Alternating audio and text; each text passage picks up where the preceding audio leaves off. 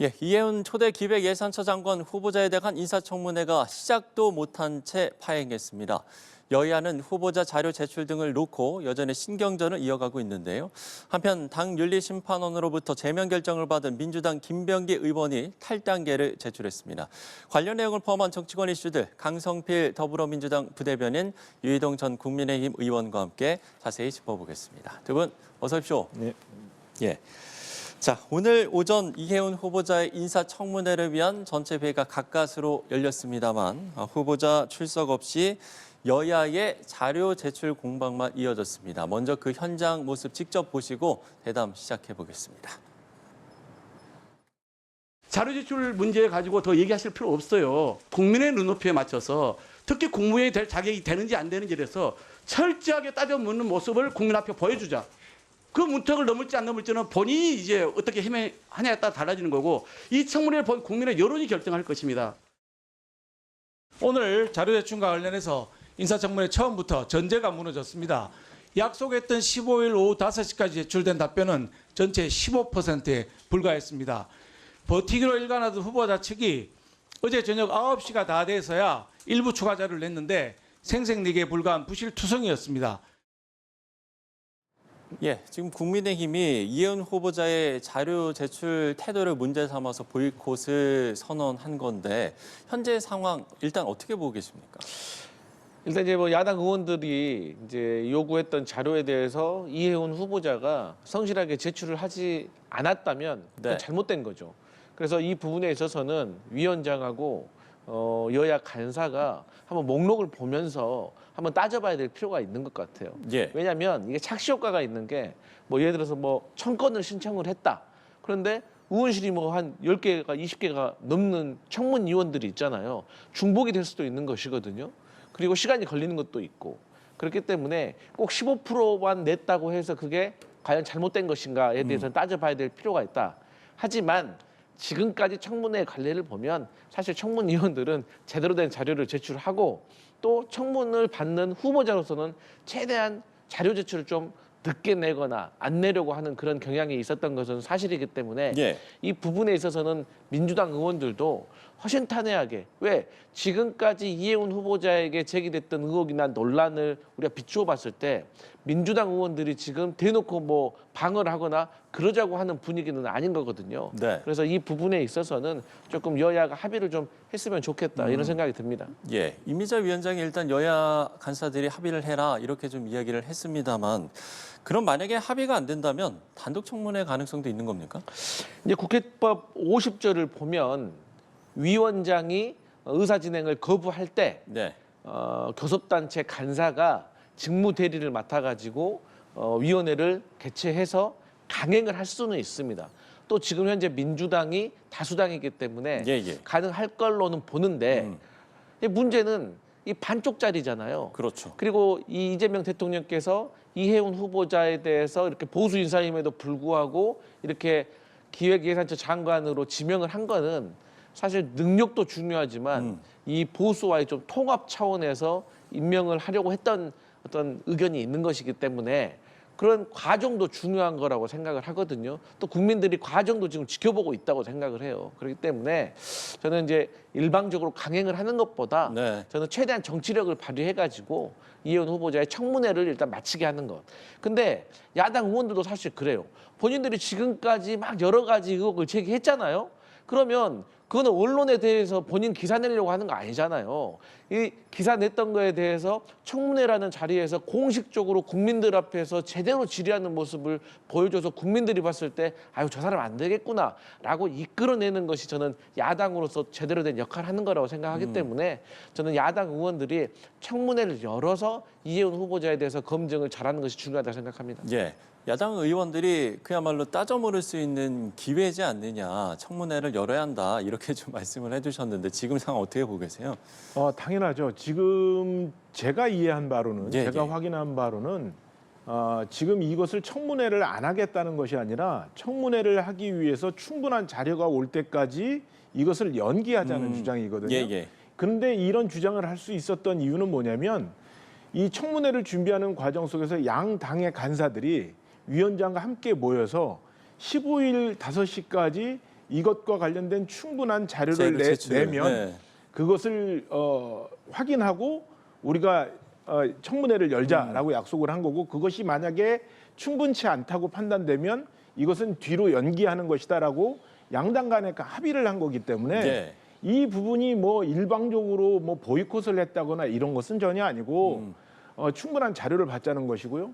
저도 의원 생활을 해봤습니다만 이 청문회를 통해서 자신이 준비한 청문위원으로서의 그 준비된 것을 마음껏 뽐내고 싶죠.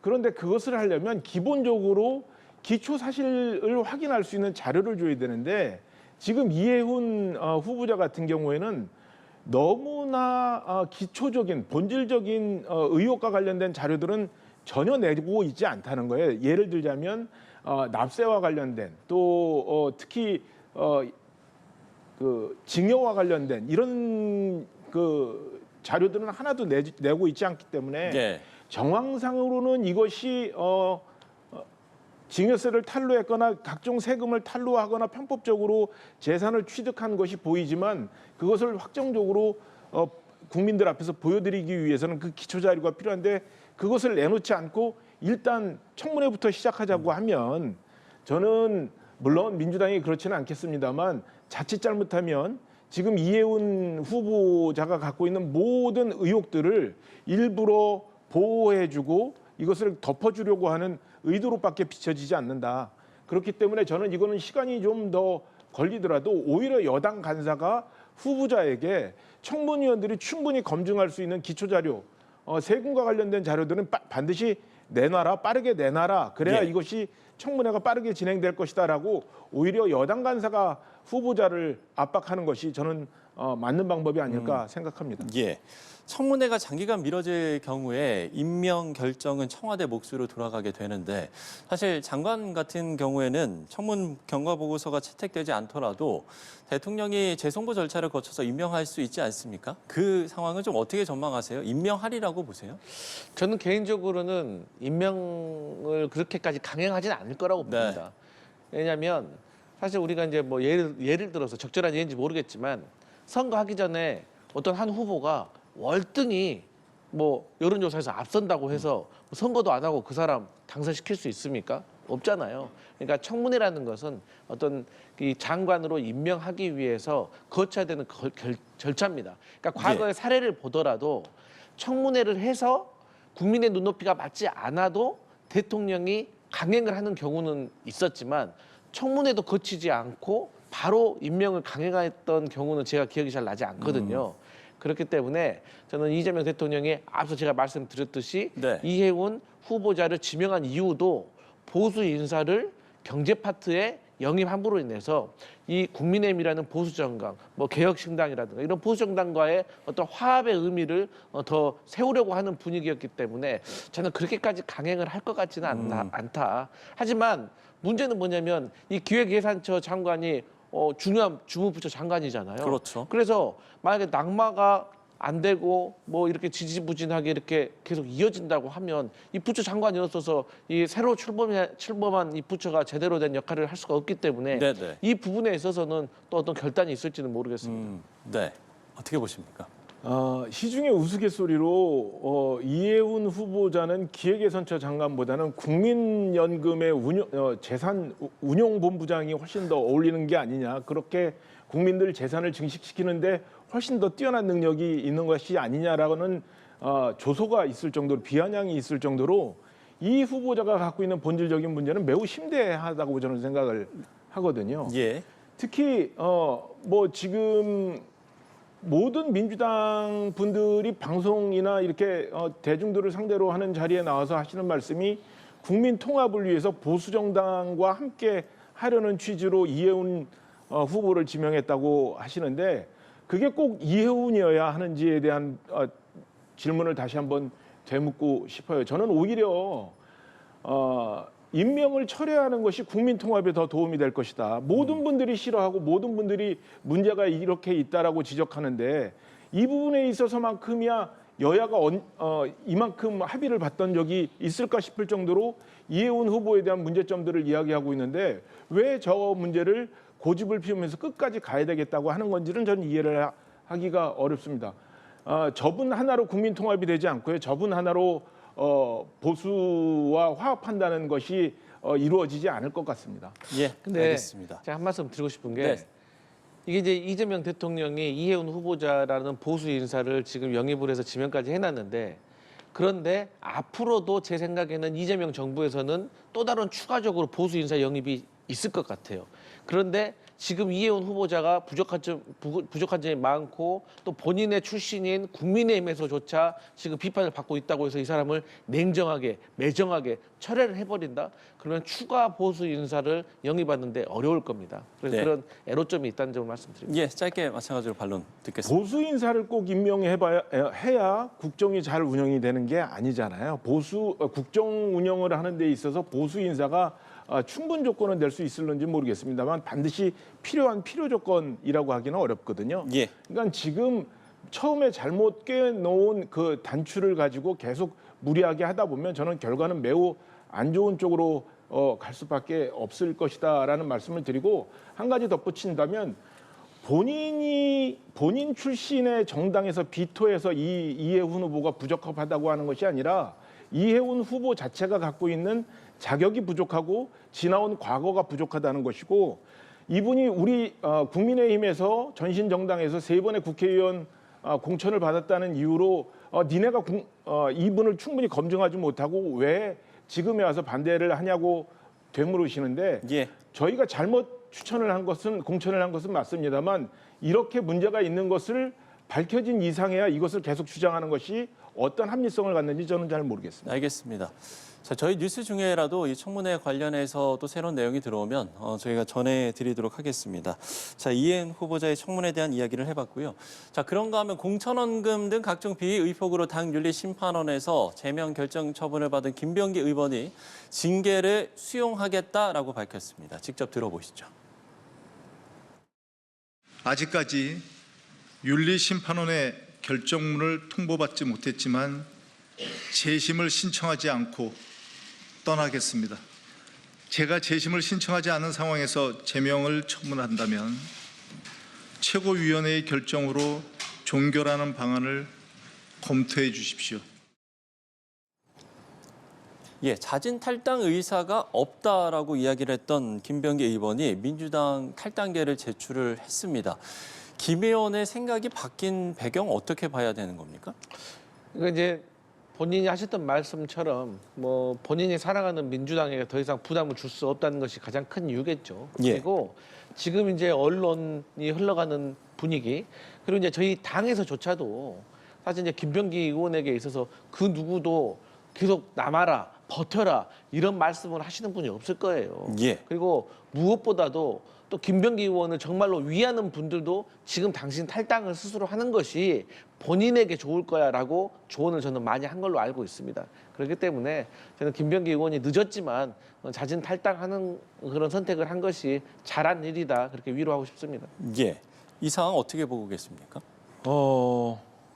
전 아직 모르겠어요. 이게 탈당을 하신 건지 제명을 당하신 건지 네. 또 탈당을 하신다고 하시는 분을 다시 윤리심판원에서 불러다가 제명을 시키실 건지는 모르겠습니다만 만시지탄이라는 생각이 들고요.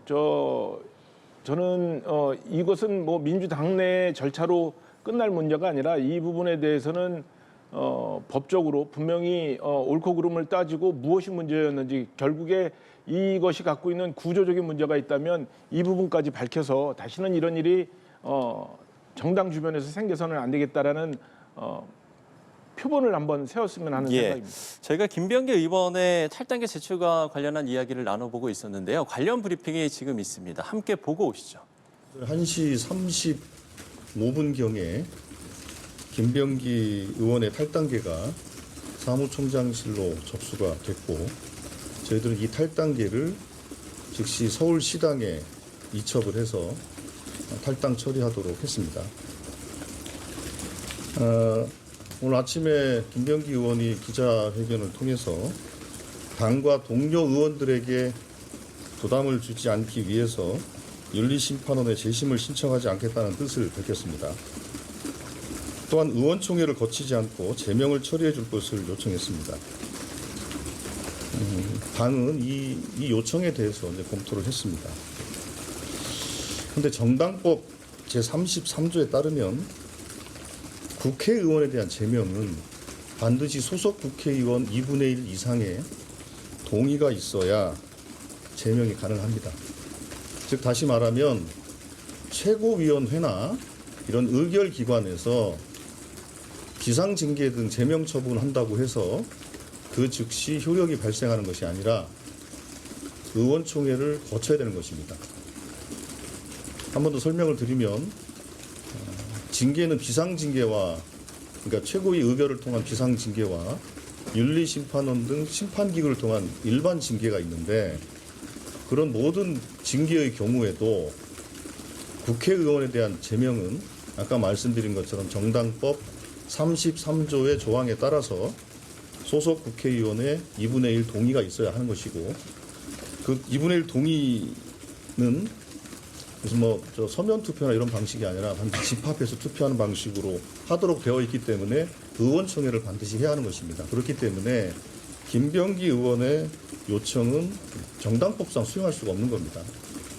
그래서 이 점에 대해서 김병기 의원에게 설명을 드렸고 탈당한 것으로 그렇게 이해하시면 될 것 같습니다. 예, 이상입니다. 혹시 궁금한 거 있으신가요?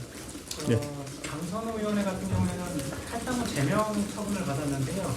김병기 의원 같은 경우에는 추가적인 징계가 있을지. 예, 그 지금 현재 윤리심판원 회의가 지금 오늘 14시부터 회의가 진행이 되고 있습니다. 관련해서 이 문제에 대한 당원 당규상 처리를 어떻게 할 것인지 논의를 하고 있고 징계 중 탈당으로 기록하는 것이 적절한 방안으로 이렇게 저는 이해하고 있는데 어떤 윤리심판원이 그거는 조만간 어떤 결론을 내릴지는 들어봐야 될 것 같습니다. 현재 윤리심판원 회의가 진행되고 있다.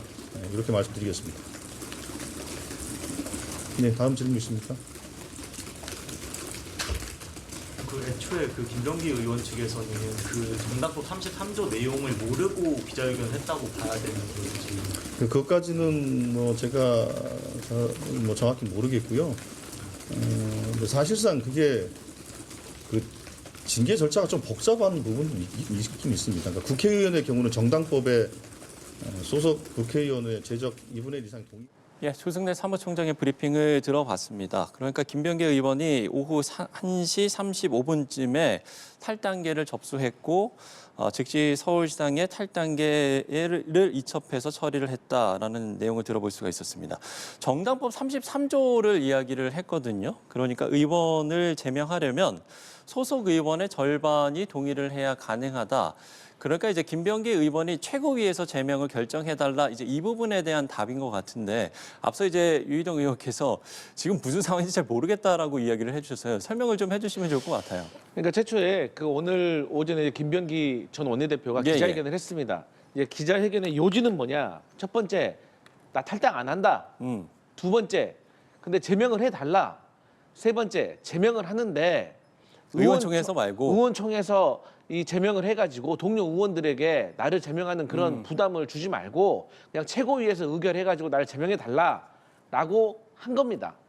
그런데 당시에도 그 기자회견을 듣고 저희 당 내에서 이건 정당법상 그렇게 할 수가 없는 일인데 예, 사람의 예. 감정을 떠나서 왜 이렇게 말씀을 하셨을까? 아마 정당법을 제대로 확인을 하지 않은 것 같다라는 이제 의견이 있었고 그랬기 때문에 그러면 절차대로 해야 된다라는 것이 오전에 민주당내의 의견이었습니다.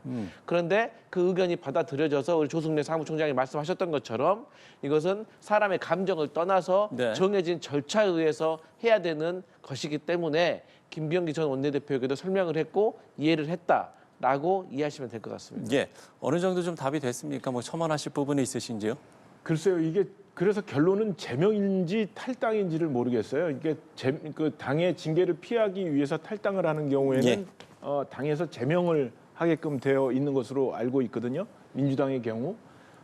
그렇게 되면 그냥 이게 제명이 되는 것인지 아니면 그냥 당신이 탈당계를 낸 것으로 가름이 되는 건지 잘 모르겠습니다만 이게 자칫 잘못하면 유권무죄, 무권유죄라는 비판을 직면할 수 있어서 어떤 분은 강선우 의원 같은 경우에는 탈당계를 냈지만 결국엔 제명 처리가 됐는데 이분은 탈당계를 낸 것으로 그냥 가름하고 당신은 탈당입니다라고 하게 되면 같은 사안을 가지고 이루어진 일임에도 불구하고 처분이 달라지는 거기 때문에 이 부분에 대한 논란도 좀 있을 것으로 예상이 됩니다.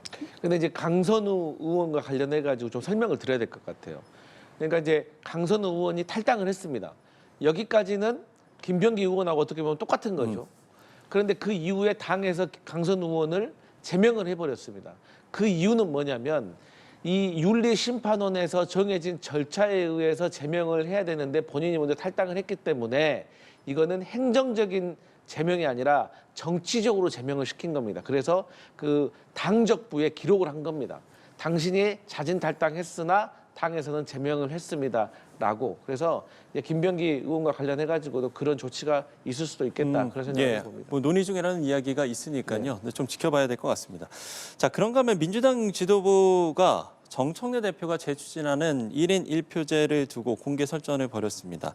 그러니까 1인 1표제를 도입을 하더라도 그 적용 시점이 차기 전당대회 이후로 정해야 한다. 이런 이제 일각의 목소리에 또 이제 반대의 목소리도 좀 나오고 있는 상황이고요. 이 상황은 좀 어떻게 봐야 되는 겁니까? 저는 개인적인 생각입니다만 1인 1표제를 표결을 해서 결정이 나면 네. 그때부터 시행을 하는 거지. 이거를 차기 차기 이후로 전당대회는 하는 건- 건너뛰고 그 다음 전당대회 때부터 하자라고 한다면 그냥 1인 1표제를 지금 하지 말고 차기 전당대회 끝나고 다음에 하면 되는 거 아닙니까? 예. 그래서 저는 이것은 조금 그 순서상 맞지 않다고 생각을 하고 추가적으로 그러면 차기 전당대회에서 1인 1표제를 바로 적용하지 말자라고 주장하시는 분들은 지금 현재 정청래 당대표가 연임에 도전하면 1인 1표제가 정청래 당대표에게 유리하게 작용할 것이다라고 우려하시기 때문인 것 같아요. 근데 저는 거기에도 좀 동의할 수가 없는 게 아니 당장 내일도 모르는데 그때 가서 정청래 당대표가 당원들에게 인기가 많을지 없을지 이거 어떻게 아는 겁니까? 예. 본인이 당대표로서 역할을 잘해서 선거도 이기고 능력을 인정받으면 1인 1표든 1인 2표든 뭐 1인 20표든 간에 당원들에게 선택을 받을 것이고 못하면 1인 1표든 뭐 어떤 룰이든 간에 선택받지 못할 것이다. 그리고 또 이 선거라는 것이 상대가 정해져야지 또 구도가 나오는 건데 네. 아직 연임을 할 거라고 예상하고 있고 아직 정해지지도 않은 상황에서 뭐 1인 1표제가 통과되면 그 차기 전당대회에서 하자라고 하는 것은 좀 과도한 것이 아닌가 저는 그런 개인적인 생각을 해봅니다. 네.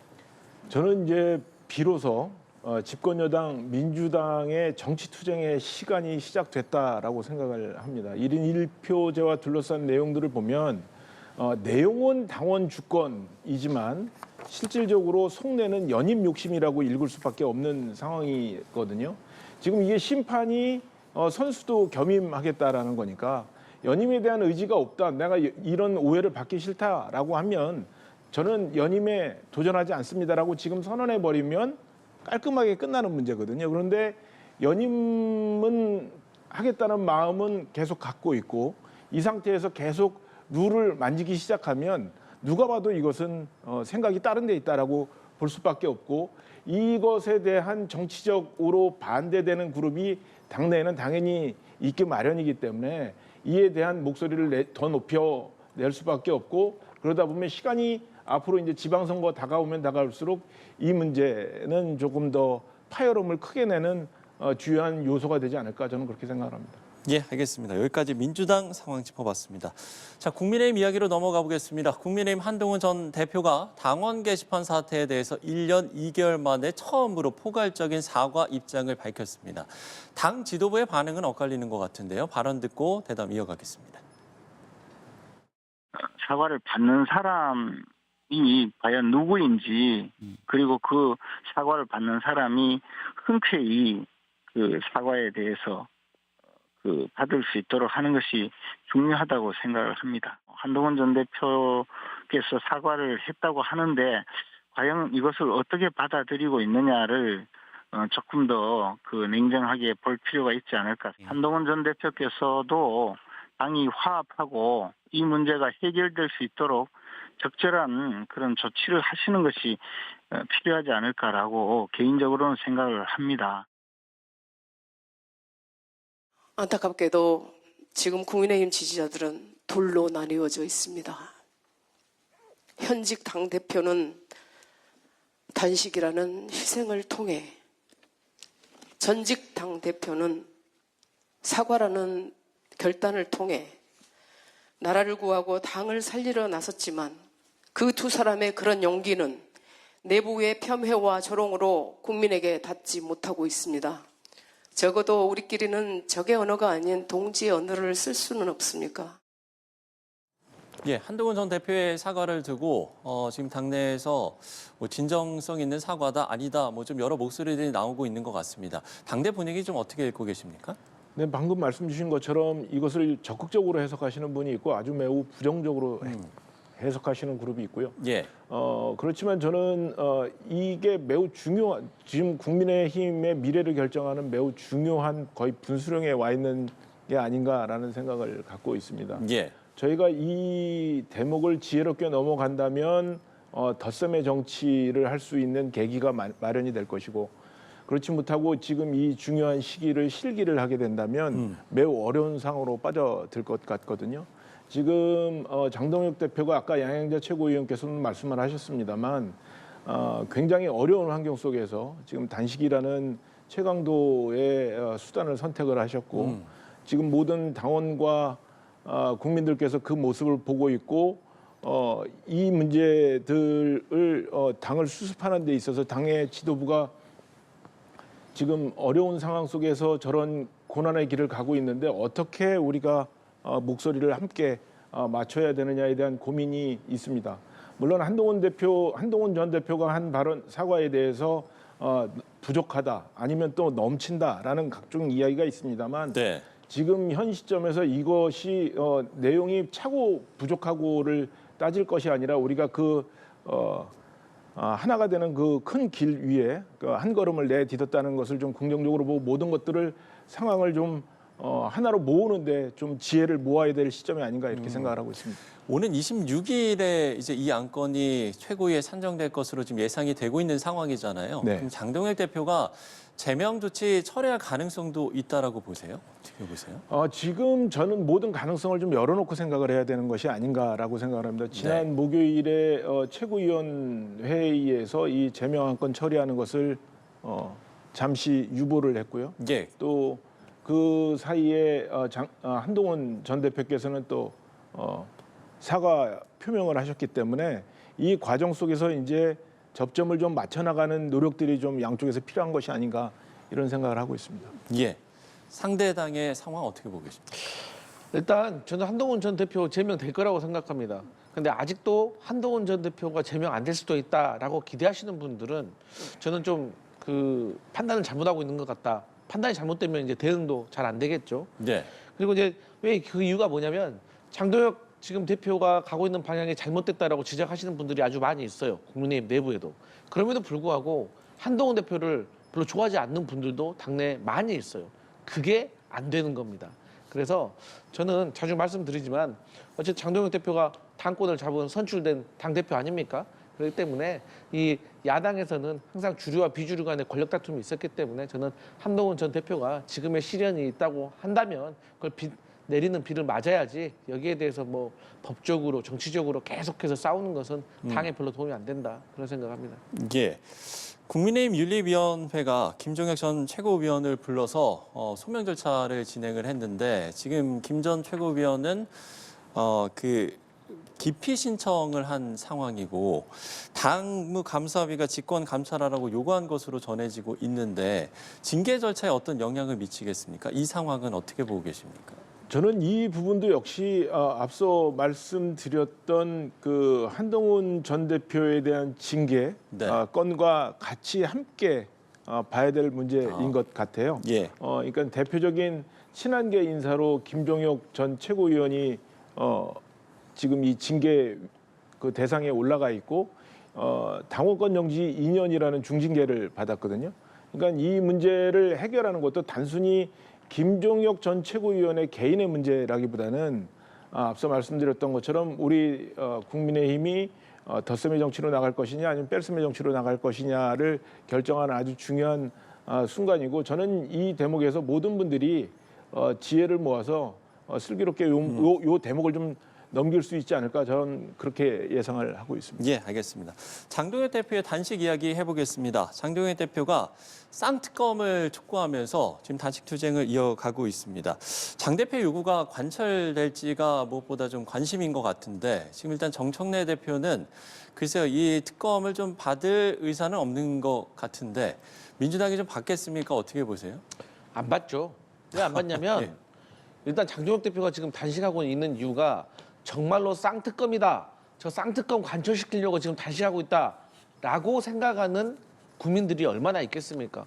이미 언론 보도를 통해 가지고 한동훈 전 대표 제명시켜 가지고 몰아내려고 하고 나서 국면 전환하고 당내 리더십 세우려고 하는 것이다라고 의심하고 있는 눈길이 엄청 많잖아요. 그걸 저희가 뻔히 아는데 쌍특검을 어떻게 받아줄 수가 있겠습니까?